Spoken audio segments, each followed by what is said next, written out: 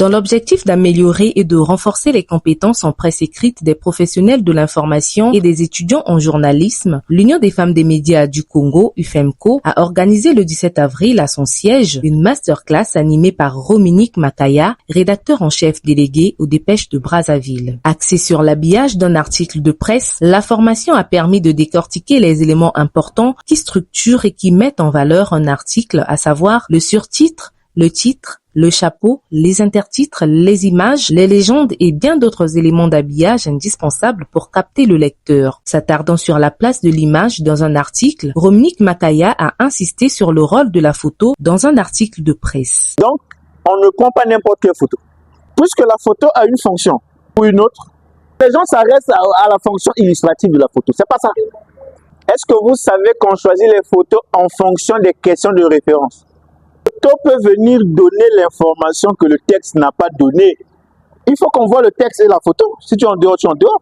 Donc, on ne fait pas photo parce que c'est photo. Faire partie de l'habillage doit nous donner l'information, une information. Le formateur a ensuite détaillé les règles pour légender une photo en donnant une astuce aux participants pour réussir une légende claire, précise et informative. Pour légender la photo, il y a des codes. Le premier principe, quand on légende une photo, dit ne dites pas ce que le lecteur voit déjà. C'est-à-dire, le président a prêté serment, il lève sa main, il parle. Tu nous dis, le président de la République prêtant serment. Ça peut pas être une légende de presse. Pour lier la théorie à la pratique, des exercices d'application sur les connaissances acquises ont été effectués en groupe. Les réactions ont été positives.